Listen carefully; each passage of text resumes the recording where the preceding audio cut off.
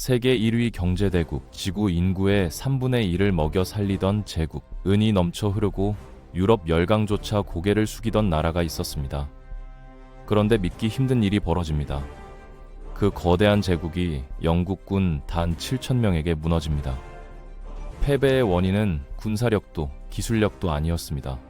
마약, 아편이었습니다. 한 나라가 다른 나라를 상대로 의도적으로 마약을 퍼뜨렸고 그걸 막으려던 나라가 오히려 침략당해 패배했습니다. 국제질서 역사상 가장 기이하고도 잔혹한 전쟁, 승자가 정의를 독점해버린 전쟁이었죠. 이 전쟁 이후 중국은 주권을 잃었고 은은 해외로 빨려나갔으며 수억 명의 인생이 중독과 빈곤 속으로 추락했습니다. 그리고 그 붕괴의 시작은 단 하나의 선택이었습니다. 무역 적자를 감당할 수 없었던 영국, 자신들이 만든 마약으로 세계를 뒤집기로 결정한 것이죠. 오늘 우리는 묻습니다. 도대체 어떻게 세계 최강의 경제가 총보다 느리게 퍼지는 마약 하나에 무너질 수 있었을까? 그리고 이 사건은 지금의 세계 질서를 만든 출발점이 되었을까? 지금부터 동양 최강 제국을 내부에서부터 붕괴시킨 가장 불편한 경제전쟁, 아편전쟁의 충격적인 진실을 시작합니다. 18세기 청나라는 정말 대단한 나라였습니다. 만주족이 세운 이 제국은 4억 2천만이라는 엄청난 인구를 거느리며 세계에서 가장 큰 경제력을 자랑했거든요. 전성기 청나라의 영토는 조선 반도부터 몽골 초원, 티베트, 신장, 위구르까지 아우르는 어마어마한 크기였고요. 중국인들은 지금도 이 시절을 떠올리며 자부심을 느낀다고 하는데 당시 청나라는 정말 모든 면에서 강대국이었던 셈이죠. 이렇게 잘 나가던 청나라와 유럽 국가들 사이에는 활발한 무역이 이루어지고 있었습니다. 특히 영국은 청나라 제품에 완전히 푹 빠져 있었는데요. 그 중에서도 차는 영국 사회를 완전히 사로잡았습니다. 영국 귀족들은 오후마다 티타임을 즐겼고 중산층까지 차를 마시는 문화가 급속도로 퍼졌죠. 심지어 영국 노동자들도 차를 마시지 않으면 일을 제대로 못할 정도였다고 합니다. 영국인들은 이 중국산 차를 위해 매년 엄청량의 은을 청나라에 지불했습니다. 문제는 청나라는 영국 제품에 전혀 관심이 없었다는 겁니다. 청나라 사람들은 자급자족이 가능했거든요. 비단도 만들고 도자기도 만들고 필요한 건 다 채 생산했으니까요. 영국이 아무리 모직물이나 시계 같은 걸 가져와도 청나라는 우리는 필요 없어요 라고 했던 겁니다. 결과적으로 영국은 차만 계속 수입하고 청나라는 수출만 하는 극심한 무역 불균형이 발생했죠. 이 상황이 수십 년 동안 지속되면서 영국 경제에 심각한 문제가 생겼습니다. 매년 엄청난 양의 은이 중국으로 빠져나갔거든요. 한 해에만 약 390만 양의 은이 유출되었는데 이건 현재 가치로 환산하면 어마어마한 금액이었습니다. 영국 정부는 이 재정 적자 문제를 해결하지 않으면 큰일 난다는 걸 깨달았죠. 영국 의회에서는 연일 격렬한 논쟁이 벌어졌고 상인들은 정부에 대책을 마련하라고 압박했습니다. 바로 그때 영국 동인도 회사가 악마 같은 아이디어를 냈습니다. 인도에서 생산되는 아편을 중국에 팔자는 거였죠. 아편은 양귀비꽃에서 추출한 마약인데 한번 피우면 강력한 중독성 때문에 끊기가 거의 불가능합니다. 영국은 이 위험한 약물을 의도적으로 중국 시장에 유통시키기 시작했어요. 처음에는 소량으로 시작했는데 이거 한번 피워봐 기분 진짜 좋아진다는 식으로 사람들을 유혹했던 겁니다. 아편을 처음 맛본 청나라 사람들은 충격적인 쾌감을 경험했습니다. 당시에는 이런 강력한 향정신성 물질을 접해본 적이 없었거든요. 문제는 한번 피우면 계속 피우고 싶어진다는 거였죠. 아편은 청나라 전역으로 빠르게 퍼져나갔고 급기야 관료들의 25%에서 32%, 지방관리의 52%, 심지어 컴 32%까지 아편을 피우는 지경에 이르렀습니다. 이건 국가 시스템 자체가 마비될 수준이었어요. 아편 때문에 청나라 사회는 급속도로 무너지기 시작했습니다. 농민들은 밭일을 제쳐두고 아편굴에 드나들었고 상인들은 장사는 안 하고 아편만 찾았죠. 관료들은 행정 업무를 팽개치고 아편에 빠져 있었고 군인들은 훈련 대신 아편을 피웠습니다. 더 심각한 건 이제 은이 반대로 흘러나가기 시작했다는 겁니다. 청나라 사람들이 아편을 사기 위해 영국에 은을 지불하게 되면서 수십 년간 쌓아온 은이 빠른 속도로 유출되었거든요. 도광제는 이 심각한 상황을 더 이상 방치할 수 없다고 판단했습니다. 대청 제국이 마약 때문에 무너지는 꼴을 볼 수 없었던 거죠. 황제는 임칙서라는 강직한 관리를 흠차 대신으로 임명해서 광저우로 파견했습니다. 참고로 당시 청나라는 광저우 한 곳에서만 외국과의 무역을 허용하고 있었어요. 임칙서는 아편을 완전히 뿌리 뽑겠다는 각오로 광저우에 도착했죠. 임칙서가 광저우에 도착하자마자 취한 조치는 매우 강경했습니다. 그는 외국 상인들에게 보유하고 있는 모든 아편을 즉시 제출하라고 명령했거든요. 영국 상인들은 당연히 거부했죠. 그러자 임칙서는 외국인 거주 구역을 완전히 봉쇄해버렸습니다. 식량 공급도 끊고 물 공급도 차단했어요. 상인들은 버티다가 결국 살기 위해 아편을 내놓기 시작했습니다. 처음에는 1000상자 정도만 내놓았는데 임칙서는 거짓말하지 마라. 너희가 2만 상자 넘게 갖고 있는 거 다 안다며 압박했죠. 결국 총 23,800상자의 아편이 압수되었습니다. 이 엄청난 양의 아편을 처리하는 데만 몇 주가 걸렸는데요. 임칙서는 해변에 큰 구덩이를 파고 아편과 소금물, 석회를 섞어서 완전히 폐기했습니다. 아편이 워낙 많았기 때문에 임칙서는 토지신과 바다신에게 제사까지 지내며 더러운 물질로 바다를 더럽혀서 죄송합니다 라고 사과했다고 해요. 임칙서의 이런 강경 조치는 청나라 국민들에게 열렬한 환영을 받았습니다. 드디어 나라를 좀먹던 아편을 없애는 영웅이 나타났다고 생각했거든요. 임칙서는 더 나아가 영국과의 무역 관계까지 완전히 단절해버렸습니다. 이 소식이 영국 본토에 전해지자 난리가 났죠. 영국 의회에서는 격렬한 논쟁이 벌어졌습니다. 영국 내에서도 의견이 갈렸습니다. 일부 의원들은 이건 명백히 부도덕한 마약 밀매인데 이걸 지키기 위해 전쟁을 일으켜야 하느냐며 반대했거든요. 실제로 윌리엄 글래드스턴 같은 정치인은 이보다 더 부정의하고 불명예스러운 전쟁은 없을 것이라고 맹렬히 비판했습니다. 하지만 아편 무역으로 막대한 이익을 챙기던 상인들과 연결된 정치인들은 우리 상인들이 피해를 입었으니 보복해야 한다고 주장했죠.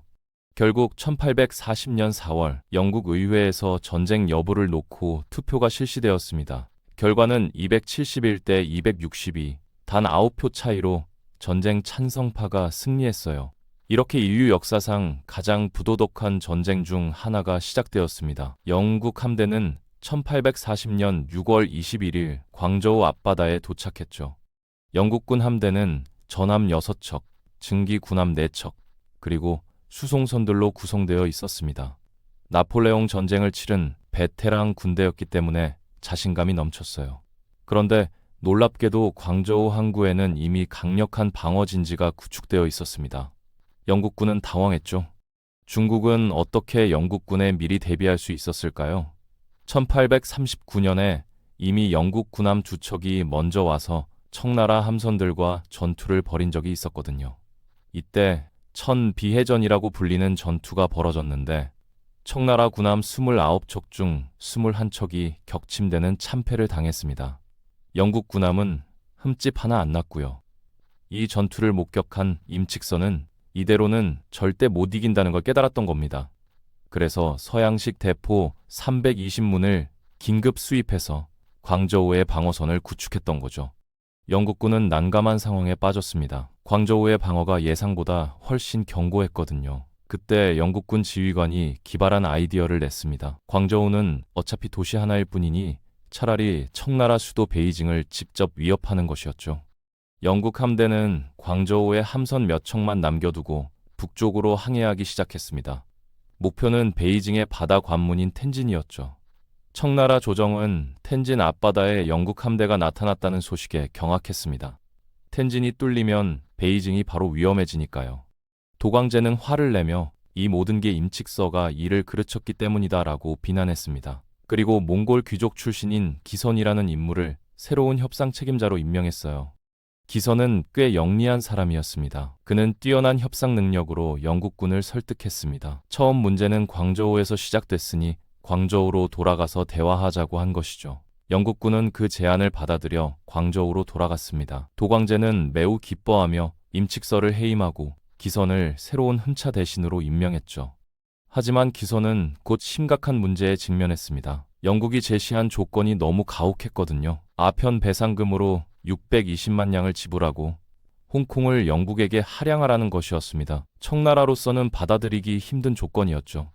돈은 그렇다 쳐도 중화 4천년 역사에서 전쟁으로 영토를 잃은 적은 있어도 서양 오랑캐에게 땅을 넘긴 적은 단 한 번도 없었거든요. 기선은 협상을 결렬시켰고 영국군은 분노해서 본격적인 공격을 개시했습니다. 영국군은 이제 전력을 다해 광저우를 공격하기 시작했습니다.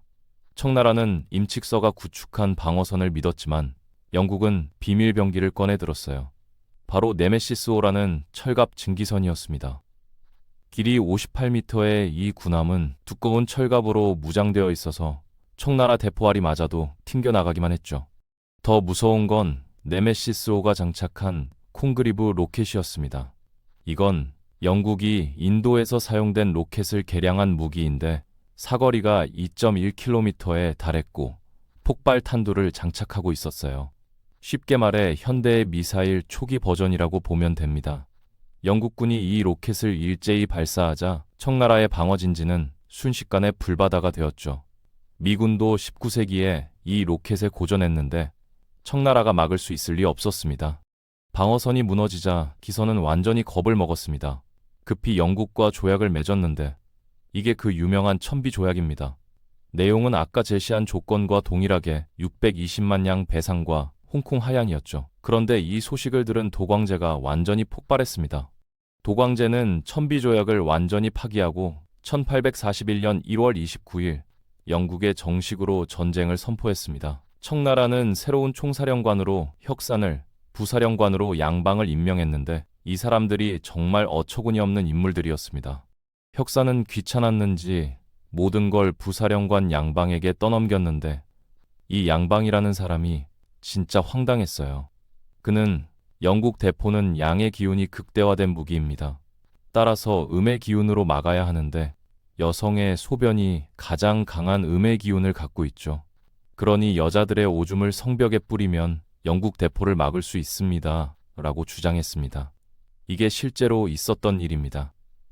또한 양귀를 잡으려면 호랑이의 기운이 필요하니 호랑이띠에 호랑이해에 태어난 사람을 지휘관으로 삼아야 한다며 진짜로 그렇게 했어요.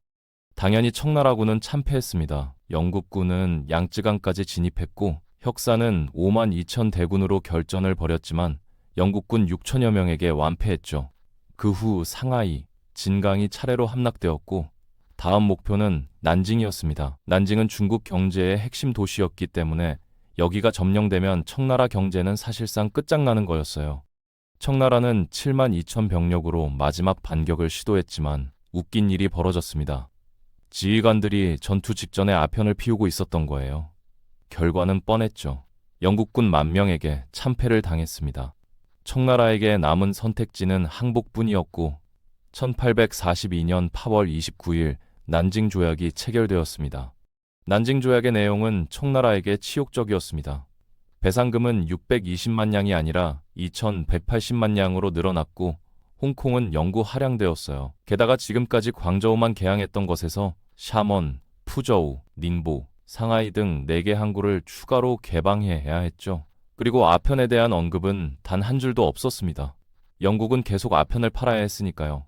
1차 아편 전쟁에서 청나라군 사상자는 2만 1천 명이었던 반면 영국군 전사자는 단 71명, 부상자는 468명에 그쳤습니다. 이건 전투가 아니라 학살에 가까웠어요. 전쟁 결과 청나라는 당장의 위기는 모면했지만 더 큰 재앙이 시작되었습니다. 서구 열강들이 청나라의 약함을 완전히 파악했거든요. 또한 무능한 정부에 대한 불만이 폭발해서 태평천국의 난이라는 대규모 내전까지 일어났죠. 영국은 처음에는 만족했습니다. 아편을 자유롭게 팔 수 있게 되었고 항구도 5개나 확보했으니 무역이 활발해져서 돈을 벌 수 있을 거라고 생각했거든요. 그런데 10년이 지난 1850년대가 되어도 상황이 나아지지 않았습니다. 청나라는 여전히 영국 제품을 거의 사지 않았고 심지어 청나라가 아편을 자체 생산하기 시작하면서 영국산 아편 수입이 줄어들었어요. 반면 영국인들은 차를 더욱 많이 수입했고 영국은 다시 무역 적자로 돌아가고 있었습니다. 영국은 결심했습니다. 청나라 한 번 더 치자. 한번 해보니까 쉬웠던 모양이에요. 이번에는 전쟁 명분을 정말 억지로 만들었는데 1856년 10월 에로호 사건이 벌어졌습니다. 청나라 항구를 지나가던 영국 국적 선박 에로호를 청나라 관리들이 해적 단속을 위해 검문했고 그 과정에서 영국 국기를 내렸다는 겁니다. 영국은 명예로운 영국 국기를 모욕했다며 전쟁을 선포했어요. 이번에는 프랑스도 합류했습니다. 청나라에서 프랑스 선교사가 처형되었다는 걸 명분으로 삼았죠. 영국과 프랑스 연합군은 홍콩 앞바다에 5,900명을 집결시켰는데 참고로 크림 전쟁 때는 영불 연합군이 41만 명을 동원했던 걸 생각하면 정말 청나라를 우습게 본 겁니다. 당시 청나라는 태평천국의 난 때문에 국력이 극도로 약해진 상태였습니다. 연합군은 광저우와 광동성 일대를 순식간에 점령하고 양쯔강을 따라 쑥스리하듯 진군한 뒤 다시 북상해서 텐진으로 향했죠. 베이징이 또다시 위험해진 겁니다. 청나라는 막을 방법이 없었어요.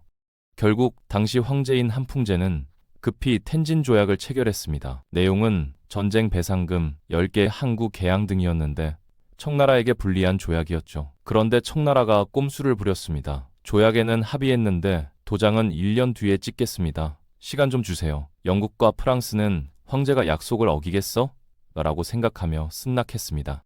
그런데 1년이 지나도 한풍제는 도장을 찍지 않았습니다. 시간을 끌려는 전략이었던 거죠. 영불 연합군은 이제 대화는 필요 없다. 대포만 있으면 된다고 판단했고 1860년 4월 대규모 침공을 감행했습니다. 영국군 2만 1천 명에 함선 179척, 프랑스군 6,500명에 함선 34척이 동원되었죠. 청나라 방어군은 또다시 무너졌고 연합군은 8월 26일 텐진을 점령했습니다. 이번에는 텐진을 확보했으니 청나라가 항복할 거라고 생각하고 청나라 사령관 승격님심을 찾아가 협상을 시도했는데 놀랍게도 승격님심은 사신 일행 전원을 체포해서 포로로 삼았습니다. 분노한 영불 연합군은 9월 21일 베이징에서 불과 22km 떨어진 퉁저우를 점령했습니다. 이제 베이징까지는 팔리교라는 다리 하나만 건너면 되는 상황이었죠. 청나라는 최정예 부대인 8기군 10,000명을 동원해서 결사항전을 시도했습니다. 병자호란 때 조선을 쳐들어온 바로 그 8기군이었어요. 하지만 8기군은 영불 연합군 본대에 접근하기도 전에 영국군의 신형 후장식 강선포 암스트롱포에 의해 박살났습니다. 이 대포는 자결탄을 쏘는데 땅에 닿으면 폭발해서 주변에 엄청난 피해를 입히는 무기였거든요. 설령 8기군이 본대까지 도달했어도 영국 소총병들이 대기하고 있었기 때문에 속수무책으로 쓰러졌을 겁니다. 8기군은 완전히 전멸했습니다. 이제 프랑스군이 팔리교로 진격했고 이 과정에서 청나라 부사령관 승부가 총에 맞아 청나라군은 완전히 붕괴되었죠. 팔리교 전투에서 청나라군 사상자는 1,200명에서 최대 1만 명으로 추정되는 반면 영국군 전사자는 단 2명, 프랑스군 전사자는 3명이었습니다. 베이징 코앞까지 적군이 오자 한풍제는 열하로 도피했고 청나라는 포로를 교환하자고 제안했지만 연합군은 청나라가 잡은 인질 39명부터 먼저 풀어달라고 요구했습니다. 그런데 청나라는 난감했어요. 인질 중 21명을 이미 고문해서 죽여버렸거든요. 이 소식을 들은 영불 연합군은 분노해서 베이징 서북쪽의 원명원으로 향했습니다.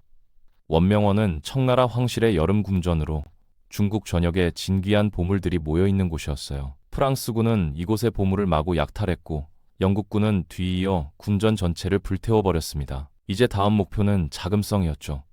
청나라는 완전히 패닉에 빠졌고 러시아의 중재로 1860년 10월 25일 베이징 조약을 체결했습니다. 이 조약으로 청나라는 막대한 전쟁 배상금을 물어야 했고 10개 항구를 추가로 개항해야 했으며 무엇보다 텐진도 이때부터 개항되었습니다. 러시아는 중재했다는 명분으로 일하지도 않고 연해주를 챙겨갔고요. 2차 아편전쟁의 결과는 청나라에게 완전한 재앙이었습니다. 이제 청나라는 영국, 프랑스, 러시아가 마음대로 이권을 챙기는 놀이터가 되어버렸고 외세의 침탈이 본격화되었죠. 중국인들이 치욕의 100년이라고 부르는 시기가 이렇게 시작된 겁니다. 청나라는 이 패배를 통해 뭔가 깨달은 바가 있었습니다. 우리가 변해야 살아남는다. 양무운동, 자강운동 등을 통해 서양 기술을 배우고 근대화를 시도했죠. 하지만 너무 늦었습니다. 청나라가 변화를 시도한 지 얼마 안 돼서 일본과 청일전쟁이 벌어졌는데 청나라는 일본에게도 처참하게 패배했거든요. 결국 중국 대륙은 서구 열강에 이어 일본까지 합세한 제국주의 침략의 수렁으로 깊이 빠져들게 되었습니다. 이렇게 세계 최강 경제대국이었던 청나라는 마약 밀매를 둘러싼 전쟁으로 무너졌고 이후 100년 넘게 외세의 지배를 받는 암흑기를 겪어야 했습니다. 아편 전쟁은 단순한 무역 분쟁이 아니라 제국주의 시대의 잔혹함을 보여주는 상징적인 사건이었던 셈이죠. 이 전쟁이 끝났을 때 총성은 멎었지만 청나라의 몰락은 그때부터 시작됐습니다. 항구는 열렸고 관세 주권은 사라졌으며 은은 국경 밖으로 빠져나갔습니다. 한때 세계 경제의 중심이었던 제국은 개항된 시장이 아니라 해체된 국가가 되어갔죠. 아편 전쟁이 남긴 진짜 상처는 패배 그 자체가 아니었습니다. 그 패배가 정상적인 질서처럼 굳어졌다는 사실, 그리고 힘이 곧 정의가 되는 시대가 본격적으로 열렸다는 점이었습니다. 그 순간부터 세계는 깨닫습니다. 전쟁은 총과 대포로만 벌어지지 않는다는 걸. 무역으로, 금융으로, 중독으로도 한 국가를 무너뜨릴 수 있다는 걸 말이죠. 오늘날에도 우리는 누군가 만든 규칙 속에서 경쟁하고 보이지 않는 압박 속에서 선택을 강요받고 있습니다. 아편 전쟁은 끝난 사건이 아니라 형태만 바뀐 채 반복되는 구조일지도 모릅니다. 세계 최강이었던 제국도 무너졌다면 그 누구도 영원히 안전하지 않습니다. 역사를 기억하는 이유는 분노하기 위해서가 아니라 같은 방식으로 무너지지 않기 위해서입니다.